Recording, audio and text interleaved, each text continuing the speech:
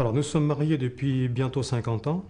50 ans l'année prochaine. Nous avons 3 fils, et dont un est concerné par l'homosexualité. Nous avons vraiment compris qu'il s'engageait dans cette voie lorsqu'il a quitté la maison, proche de ses 18 ans, en nous laissant une lettre, nous expliquant ce qu'il vivait. Pour tous les deux, c'était un choc, hein, un choc très dur, de par la vision que nous avions de l'homosexualité à l'époque, c'est-à-dire une grande méconnaissance de cette réalité.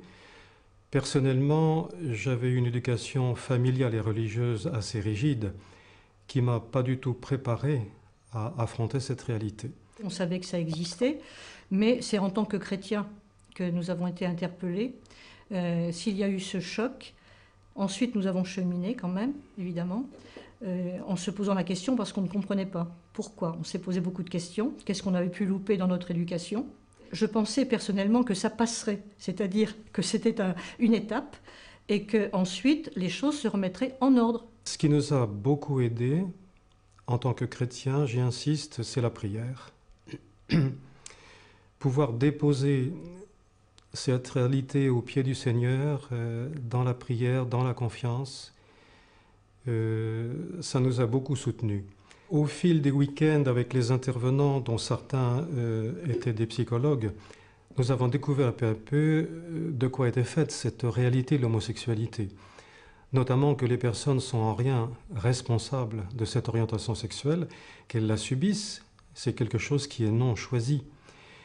Et dans l'accompagnement des personnes dont parlait Monique, nous avons découvert aussi beaucoup de souffrances.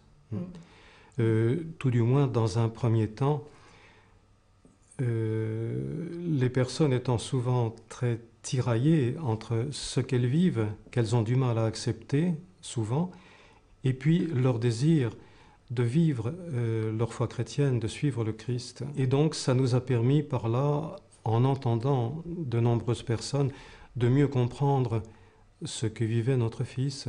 En tant que parent, on reçoit un choc quand on découvre ou quand on apprend l'homosexualité de son enfant, mais en même temps, ce qui est important, c'est le chemin que l'on fait. Et c'est soi-même qui sommes transformés, et non pas le fait de dire que ce fils ou que cette fille soit comme tout le monde.